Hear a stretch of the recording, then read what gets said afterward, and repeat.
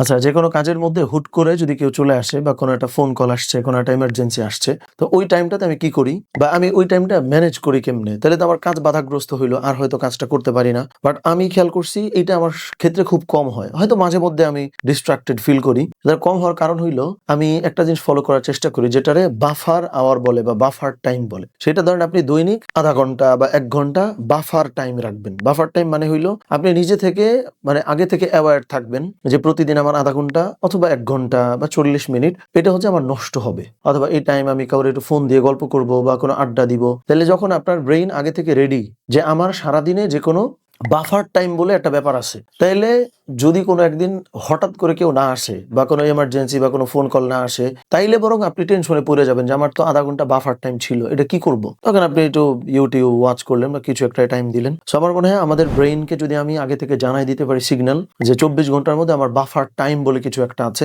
এবং এই ক্ষেত্রে আপনার ফিক্স করা যাবে না যে আমার কোন টাইমটা বাফার টাইম। বাট আপনি জানবেন যে আমি তো প্রতিদিন ৮ ঘন্টা কাজ করতে চাই আর ০.৫ ঘন্টা হলো আমার বাফার টাইম। সেই বাফার টাইমটা এই ৮ ঘন্টার যেকোনো টাইমেই হইতে পারে। তাহলে কি হয় দেখেন আমরা কিন্তু কেউ আসছে এই কারণে কাজ করতে পারি না ব্যাপারটা তা না। বরং ওই মুহূর্তে কেউ একজন আইসা আমারে কিছু একটা বলবে এইটার জন্য আমি প্রস্তুত না।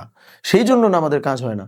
সো আপনি যদি আগে থেকে প্রস্তুত থাকেন এবং কেউ একজন চলে আসলো তাহলে আপনার বাফার টাইমটা তার সঙ্গে আপনি মিটায় ফেললেন। সো এটাই ০.৫ ঘন্টা হইতে পারে, ১ ঘন্টা হইতে পারে। বাফার জোন হয় যেমন যুদ্ধক্ষেত্রে, সেটা হলো বাফার টাইম। দিনের যেকোনো একটা টাইম। পরিমাণটা আপনি জানবেন বাট কখন এটা জানার দরকার নাই।